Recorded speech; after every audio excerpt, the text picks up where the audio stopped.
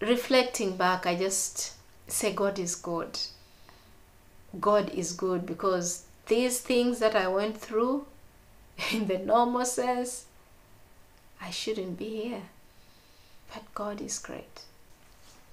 Hi, welcome. This is a place where together we walk through grief. I am Theodorah, and today I will be sharing with you my journey on how I found who I was and what prompted me to go on a self-discovery or a self-redefining journey. It was around 2014, 2015. I can't seem to get the clear timeline, but it was sometime in between those years. I just got tired. I got tired of living in my father's shadow. I got tired of living in the shadow of my father's death and everything else that followed in. I was just tired. I stopped trying to fit in. I was just exhausted of everything. At this point in my life, it really never mattered to me whether I was my father's daughter or not. I was tired of whatever kind of life I had. I was exhausted. It was heavy for me. I just felt I don't want this, which pushed me forward, which forced me to redefine who I was and what life meant to me, or what anything else meant to me outside what I was experiencing.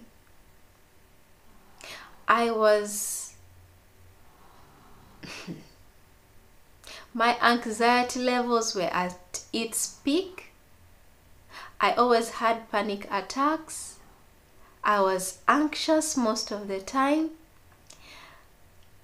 I had so many things going on, and all these things that were happening, I had to hide it. So you can imagine you're having a panic attack and then you're struggling to hide it. And then I was also experiencing a certain kind of pain. You know, when you have courage, or when you have made grief a part of your life, it seeps through, like it anchors so deeply in you that it affects every part of your life. It affects and makes very firm roots in it. I was having a weird kind of pain in my chest. It would attack me occasionally during the daytime, but mostly it attacked me in the night while I was sleeping. You are peacefully sleeping, and then you just feel a certain kind of pain, weird pain, start from one side of your chest, and then it starts steadily but slowly spreading throughout your whole chest. And it makes your chest so tight that you cannot breathe in or breathe out. It puts you in this situation where you fight with yourself. Am I breathing? How? What will happen? It leaves you helpless, motionless. You cannot even call out to the next person, maybe sleeping in the room with you. And at the moments when I was in this pain, I was just hoping. I was hoping that I wouldn't be dead. I was hoping, oh my God, I hope this is not the day that I'm dying. That is how bad the pain was. And after a while, you feel it leave slowly and fade away just as it came. I had to develop a coping mechanism with this thing, because for some reason I just didn't want to die, and I wasn't going to let this thing kill me. I guess it was just the hand of God with me. So I started training myself to hold my breath. I started with like slowly 10 seconds, 30 seconds, a minute or so, like that, how to hold my breath. Then I tried for so long, I don't remember the exact how long I would hold my breath, but holding my breath was never my problem. It was never something that, how can I say, holding my breath for long periods became one of my strengths. So I practiced this for a long time. I got better, and then incorporated in slowly breathing, slowly inhaling and slowly exhaling into hold, like incorporating the holding my breath for a long time. Then I also incorporated inhaling slowly, very slowly, and then exhaling very slowly, and then giving a pause for a period of time to hold my breath, and then inhale and exhale very slowly, because the pain was very I cannot describe that pain. Only God is great. That a pain that cannot allow you to breathe in or out. But I thank God that He helped me through it. So I would do this, and I kept practicing it for so long to cope with this chest pain that I had.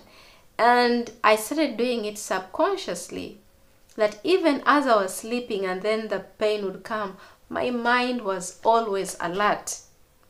So whenever the pain would be starting like this, pop, my mind would just get in, and then I would start it. It was just like, I don't know, but my mind was alert. And when it would just recognize it's just like doing it, trying, my mind would get in and then would walk through. And the pain no longer terrified me anymore. So now whenever it would come, it's just like, I had this thing on me, I'm like, bring it on, I'm ready. And then I do not know how it vanished. I just don't know how it vanished. But all I can say is God is great. And on top of that chest pain, I was also experiencing back pain. Very painful pain. I don't know, I was just having pains. Now for the back pain, it would paralyze either both of my my legs or one at a time. And it was so painful. That one too, I don't know how it left. But all I can say is God is great. And on top of experiencing these pains, I was having trouble sleeping.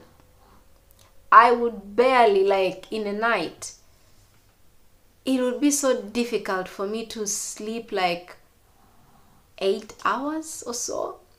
I would sleep for a maximum of 3 hours. That's like maximum. And on top of those 3 hours, I have these pains here and there. I would struggle sleeping at night, and then I try to sleep during the daytime. So most of my circles, or most of the people who know me, they know I love to sleep. But why they would say I love to sleep is because I slept during the daytime, because no one knew what happened to me in the night. And on the days that I didn't sleep during daytime, I would still not sleep at night. So I chose to sleep during the daytime, because it seemed it was a more peaceful time to sleep. Of which occasionally I still had the attacks. From the chest pain, the leg pain, now for the leg pain, you feel like something is pulling out, like pulls from the sole of your feet coming now towards your upper body. Like it's pulling, like, I don't know how I can say it, like elastic band, like you're pulling, and as it pulls, you feel contractions of your legs. And after a while, it becomes paralyzed. So sometimes with that, When I could jump out of the bed and start jumping or something, or trying to flex the legs, so that sometimes as you're flexing it, it gets stuck on one position, and it was so painful. That one too, I don't know how it went. But I was tired of this. And because I was experiencing this, somehow we started going to hospital to check for what was wrong with me or something. And I was perfectly fine. Specialized for the back, for the what. I was okay. There was nothing wrong with me in any way. Health-wise, they said my system is okay. At this point in my life, with all these struggles that I was going through, hiding, shielding, but I was hoping things would get better. So at this time, yes, I had very amazing people in my life, very amazing people in my life. I remember reaching out to some people, sharing with them my struggles, what I was going through, and some got very shocked, confused, and did not know what to say. All I can remember, one was saying like, wow, that is so deep. That is what that person said. Then I remember another one I tried to share with. This one was literally not interested, was all the time on their phone and was just not interested.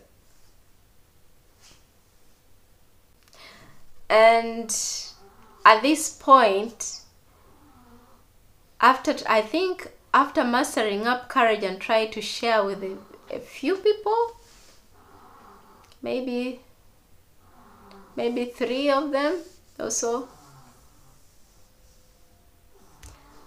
I went and sat down, so heartbroken. Of course, it wasn't at the same time, different times, because I wanted help and I didn't know how to get help.